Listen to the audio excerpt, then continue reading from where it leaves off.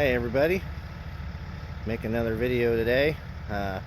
We've got some hay we're going to load out for delivery to a customer, and I've also got a customer coming for some hay.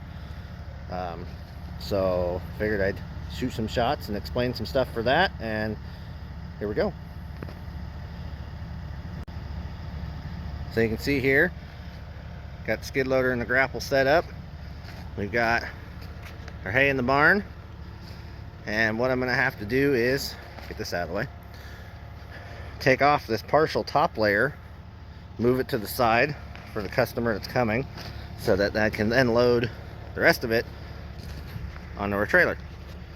The layers are 10 bales each, and the grapple carries 10 at a time.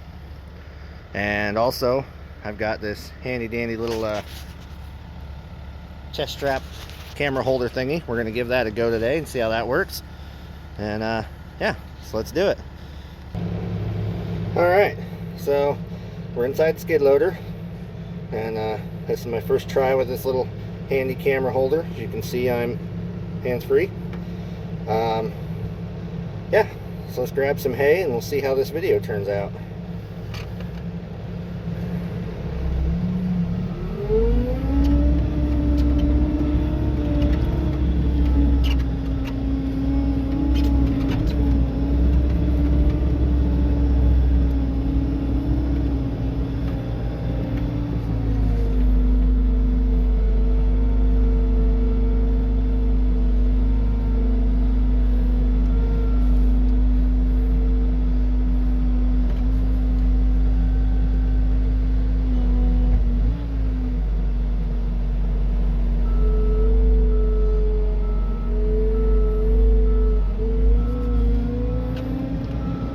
Because this is a partial layer, the grapple's not completely full,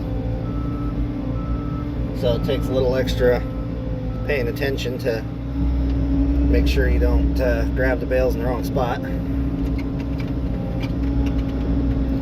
Set some pallets up outside here so we can just set them off to the side out of the way.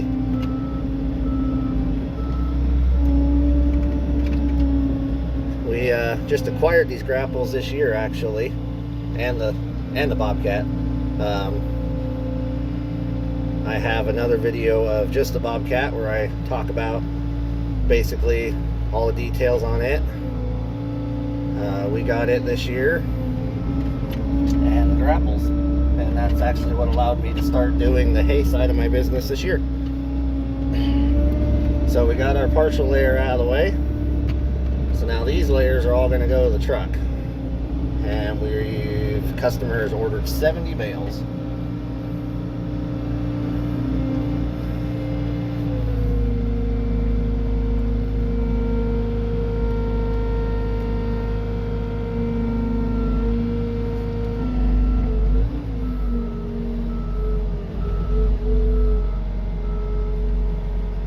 And sometimes you got to readjust if you go in to grab a bite and the hooks don't quite set the way you like them.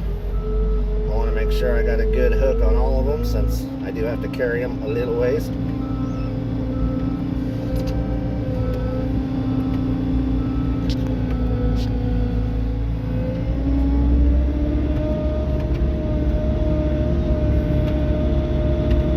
Now when you're loading these out of the field, you have to grab them a certain way, because each layer has a tie layer, which is where two of the bales are turned sideways from the others, and that helps keep the stack together.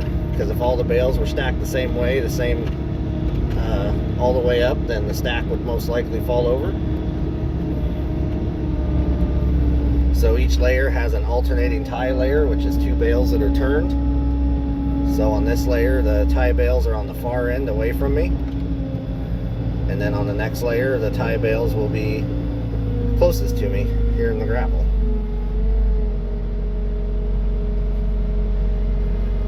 My trailer is 8 feet wide.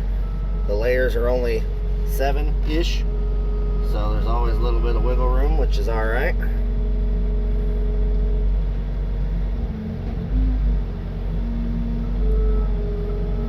When you're disengaging the layers, you kind of have to move the grapple in such a way that it will not move or drag bales with it.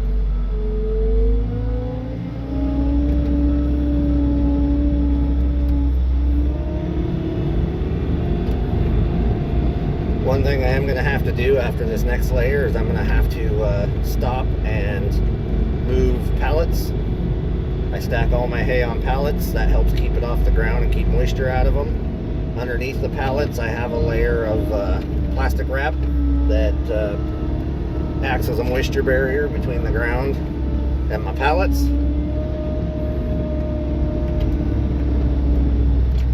And that makes it so my hay, even my bottom layers, stay nice and dry, and I don't have to worry about mold, fires.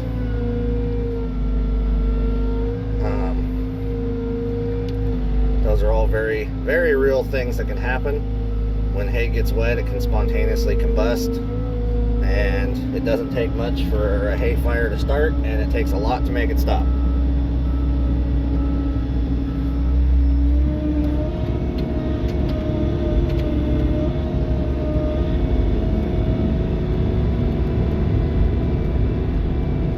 So doing everything you can to not only provide the best quality, but also for the most safety is very important when it comes to hay.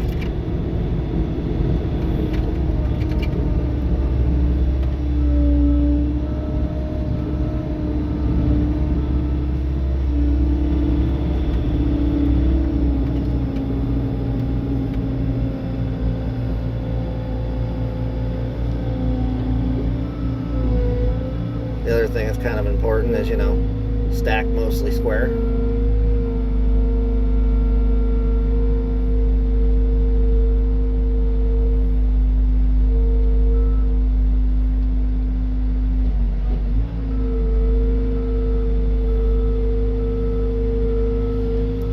So now you should be able to see that the bottom layer is 4 bales going long ways, and the layer right above it, the second layer we just set down, is 2 bales that are turned on their side.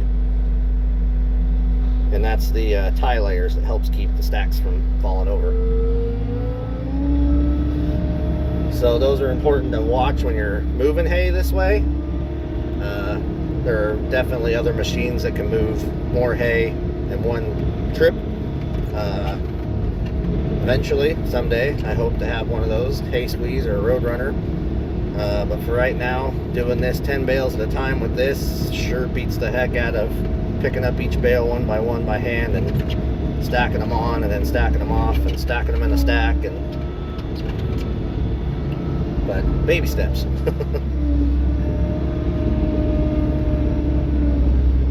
So I'm going to pause this real quick, get those pallets and that paper out of the way, and we will be back.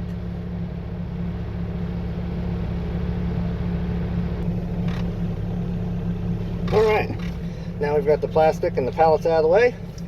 I like to move the plastic because if I drive on it, it will eventually ruin it. And if I can keep it nice enough from year to year to reuse, I will.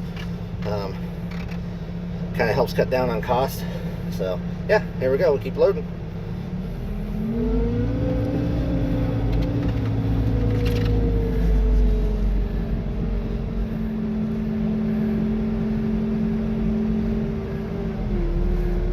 And as always, questions, comments, or just questions in general, things you want to see, drop them down in the comments.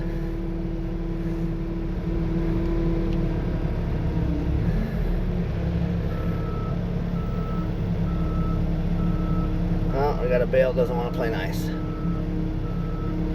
So what I'm going to do, I'm going to verify that I have all of them, which I do. And I'm going to have to set this down and readjust it. But as you can see, the stack has shifted a little, so we don't want to do it up there because that might take the whole stack out, and then I do have to redo it all by hand.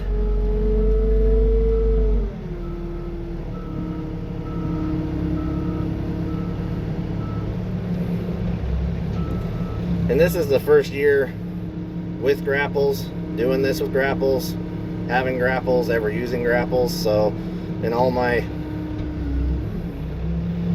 all my experience with these is pretty slim. This summer when we put all this hay up, it was 2 separate fields, 2 separate days, but each day was only a few hours. So my total time using grapples is like 6 hours ever. So I'm sure there's people that can do it faster. I'm hoping that I will get faster as I get more time running them, using them. We've so far had pretty good luck. Knock on wood, I've only broken, I think, 2 bales.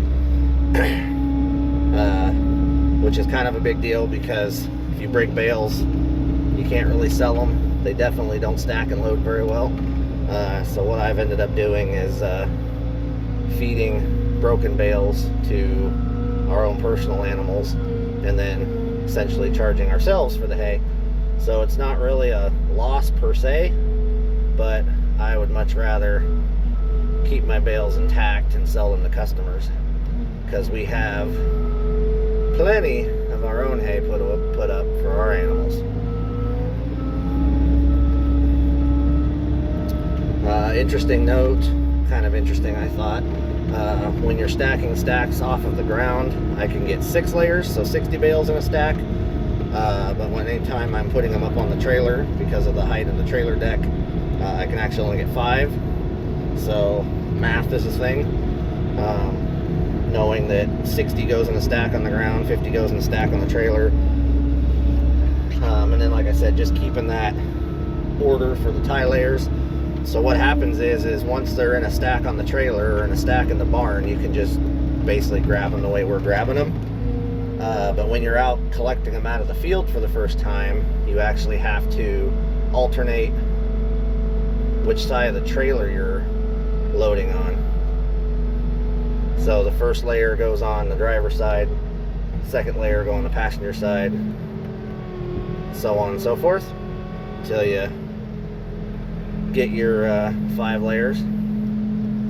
And slight interesting side note, because of that, the 50 on the trailer, 60 on the ground, what ends up happening is generally, if you have an even number of layers, it works, and you can just pull them off the trailer from one side, throw them in the barn, throw them in the stack, whatever. But if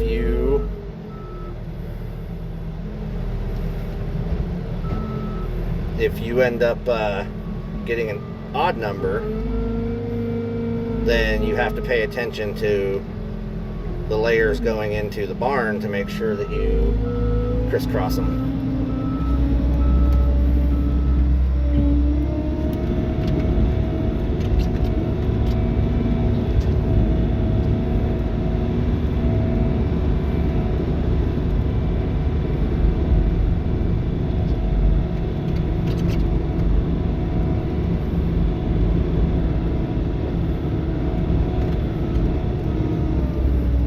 You may notice that I don't always directly immediately turn straight into wherever I'm going. I do that because if I were to turn sharply with this on my nice gravel pads or on my nice gravel area, it will definitely start chewing it up, tearing it up, making it rough,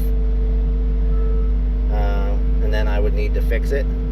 And I've never done this, but in theory, if you did it bad enough, long enough, I'd get down to the road fabric that's underneath, which is about 6 inches down, and then obviously we don't want to damage that either. So I try to do, and it's the same thing in the field too, you want to take nice wide turns, so then the tracks on the machine aren't digging up, tearing up into the ground, as you might be able to see kind of here in front of me where it's a little bit tore up, just because I don't really have enough room to do nice big wide turns. But the benefits of a track machine over a tire machine for what we're doing is worth the added inconvenience, because a tire machine will do the same thing, just not quite to the same extent or extreme.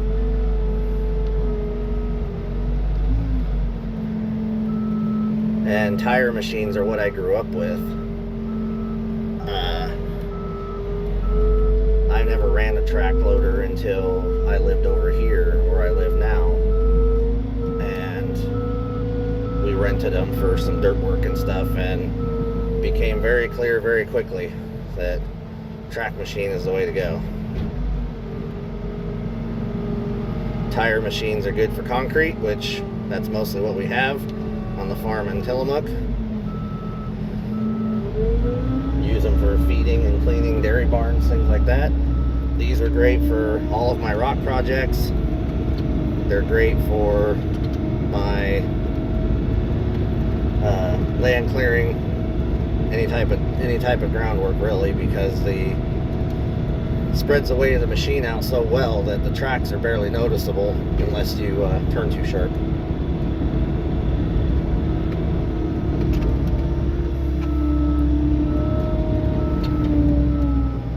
So I'm not in a big hurry. I'm kind of focused on, you know, talking, kind of looking where the camera's pointed as best I can and doing this. So I could probably be going a little bit faster, but as I mentioned, because I don't have a ton of time doing this yet, I'd rather go slow, even if it takes a little longer, just because going slow means I don't have to pick these up by hand.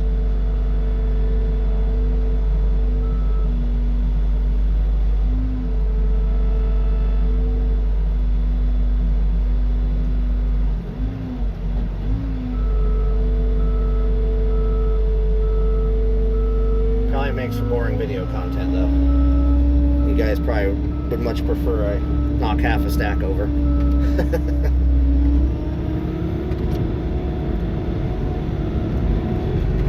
Another thing is these are the longest attachments I've ever had on a skid steer machine, because they're at least 7 feet long out in front of you, and so just learning how to do that is a bit of a learning curve.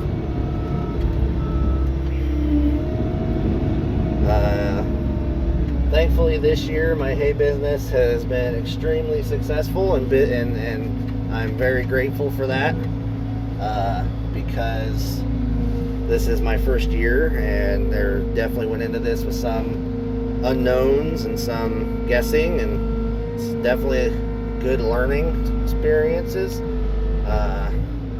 So my plan this year was basically, this is what I got and this is what I can do. I've got this hay barn here that I came with the property.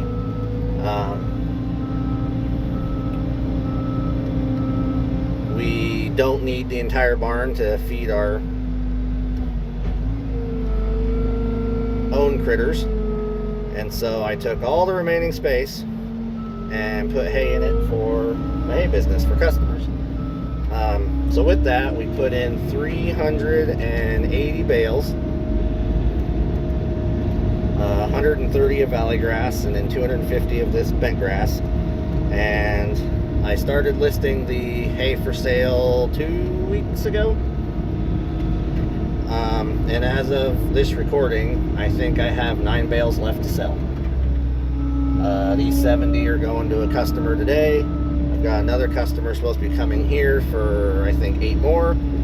And that's pretty much it. Like I said, I've got the 9 left.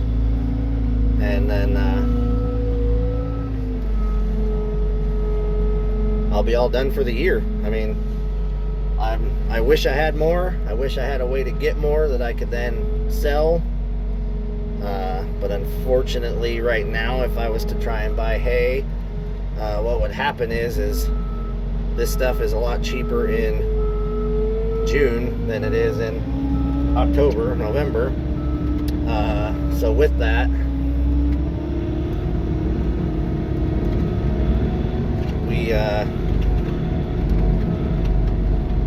if I were to buy hay right now at October's prices, I would probably have a hard time selling it, or I would have to wait on it and hope that the hay prices went up even more to make it to where I can still make a little profit. I'm not trying to make $1 million off of this. I want to be able to provide my customers a good product at a good price. We've got some exciting stuff coming for next year. We should be able to have more inventory because we're gonna improvise and use my shop to store hay, which, you know, is what every guy wants to do with their nice brand new shop. And also in the process of working on trying to get a hold of some equipment so that we can start making some of our own hay, which will further allow me to help serve our customers and provide quality products at fair pricing. And we've also got some other services we're thinking about rolling out next year as well to help with customers that don't have a lot of room, because boarding facilities are notorious for only giving you a small amount of space, if any space, to store your hay, and anybody with horses knows that it's usually not enough to get you through a whole year to where you can take advantage of buying it cheap and having it and not having to worry about where it's going to come from and where you're going to get more. And so we're working on some ideas and some processes to help with that. All right, so we've got our 70 bales on the trailer.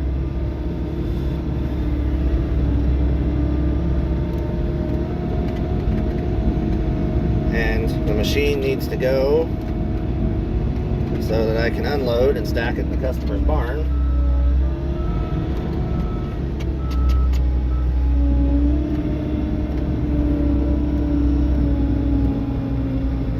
But I think I might actually have to back up here so that I can get the weight of this far enough to the front.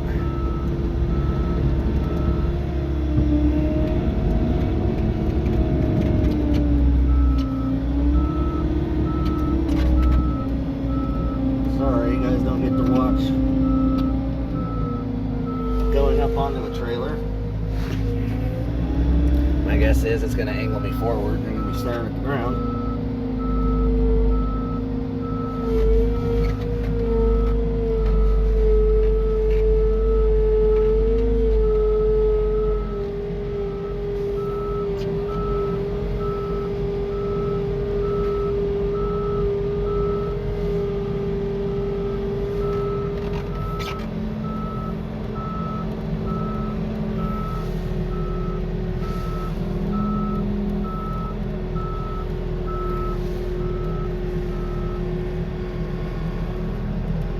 Adjustment here, get her centered. There we go.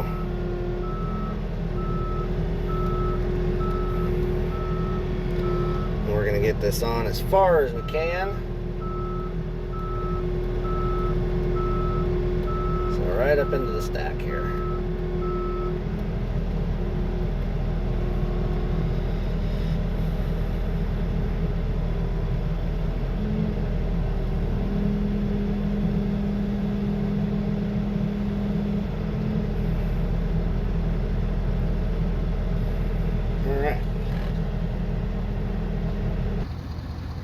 Alright, so I skipped the barn part, tying it all down, but we are tied down, loaded, ready to roll. Alright, if you've made it this far, thank you for watching. I'm doing the voiceover on this half because originally I was thinking I was going to speed this part up, and I still might, but we're going to go ahead and explain what we're doing in this part. So we're doing the delivery for the customer at this point. And first person view, like we did, basically the opposite of the unloading. I am on the opposite side of the trailer, which presents a little bit of a challenge. I've always done everything from the driver's side, so I'm feeling out how this works on the passenger side. unfortunately their driveway was extremely tight and small, and as you can see, I'm basically clear across it there to make it so I can reach. And with that in mind, I had to get a little creative with the unload and delivery, and there was just enough room once I was unloaded to be able to get turned around and get back out. So the trailer obviously is behind me at this point. Like I said, if you're still here, thank you for watching, thank you for listening. If you could like, subscribe, share with your friends, that'd be much appreciated. I am currently in the middle of winter, so of course watching this, putting it together, I was like, oh, nice sunny days when it was warmer and nicer, and kind of missed them. But anyways, here we are getting ready to stack the first. Oh nope, this is the third, so I may have done a couple practice laps to get a feel before I started recording, mostly to ensure that I wasn't going to have any issues recording while doing this, and also making sure there's no like super obvious identifying marks for, you know, identifying the customer or giving out anything personal like that. And I do that in all my videos. Everything I do, pictures, videos, I do my utmost to make sure that I don't give away private, confidential information or anything like that. So yeah, we're stacking the hay in the barn. It's basically, the drive lane there is wide enough for pretty much one way in, one way out. And because of the tracks on the skid steer, I'm trying not to tear up the gravel in the driveway, so I usually am just backing up all the way to the top. So I just do one turn around the top for grabbing a stack and for turning back around and going into the barn. So I'm going to voice this part. Once I'm done, I'll probably just speed up the last part, whatever's left. This video will be my longest video. I actually shot it in 4 parts, as you can probably tell. All on the same day though. It was just different times, different chunks, different things like that. So this is hay delivery in a nutshell, and it's also a really good video to demonstrate how the accumagrapples work and what we use them for. I've never ran them, used them, owned them, anything like that before this, well, last year now. And so this was only like the 3rd or 4th time I've ever used them. So combined, I maybe have 4 hours, maybe 5 hours using them. So it's still a bit of a learning curve, still figuring it out. But we are excited to get them back out and use them a lot more this year. We're hoping to put up a lot more inventory this year and be able to get out sooner, because last year we were actually waiting on them to arrive to get started, and it was like the Bobcat arrived, and then like the next day or day after it went to work on its first job, and then the grapples were, I feel like they were a few weeks, maybe a month later. And it was waiting, they arrived, and like the next day or day after they went to work. So it was a little bit waiting on them. But obviously this year, since everything's in place, we should be able to hit the ground running as soon as we're able.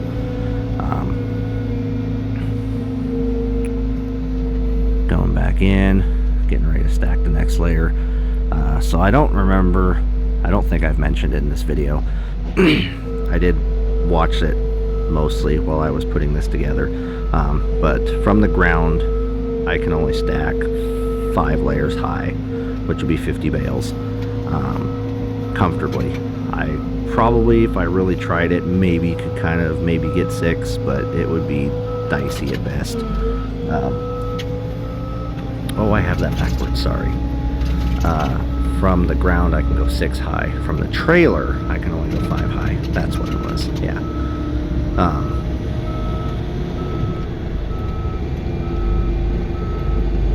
There we go, I'm coming back out. If you guys have questions, comments, feedback, please leave them below.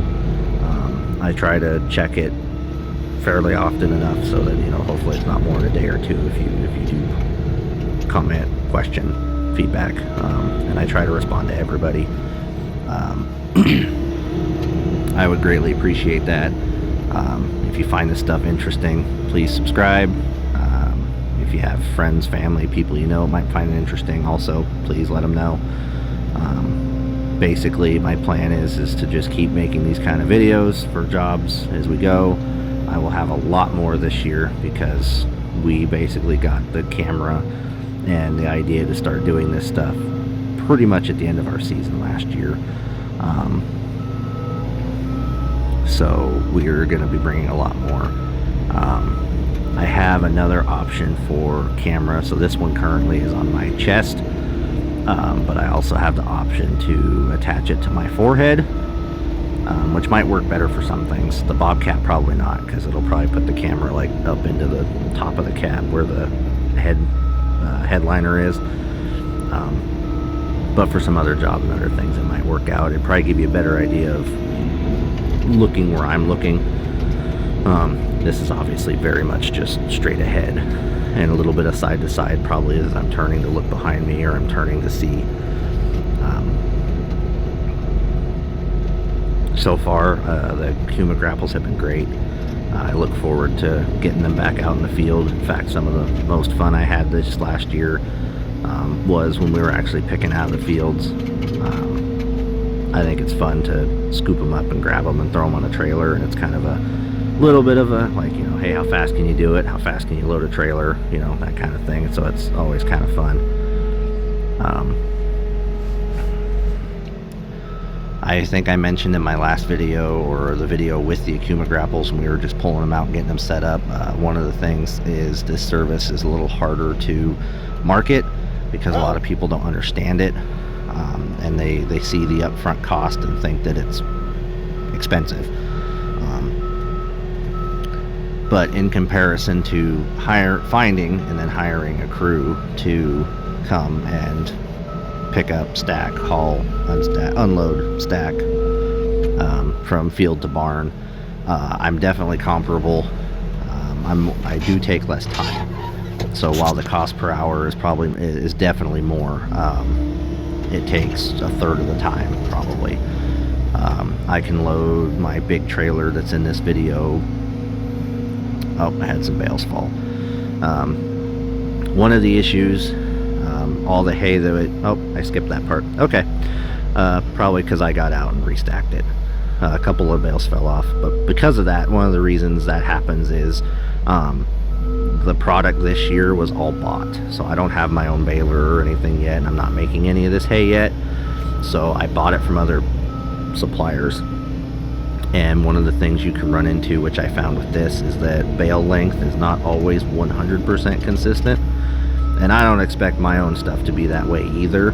But with that, you run into things where the bale's a little bit longer or the bale's a little bit shorter. And if it's in the middle of a stack, like that one was, I think what had happened is the bale below that layer was short. So when I set the next layer on top, the bales that were on top of that short one didn't have enough, and they toppled off. Like I said, I think it was 2 bales.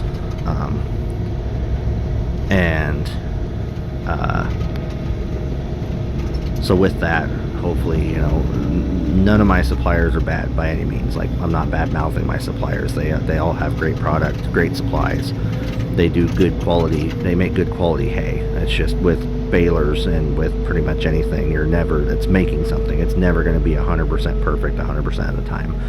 You're going to have something happen and it makes a short bale, or you're going to have something happen and it makes a long bale. Like, that's just the name of the game. So it's by no means a quality issue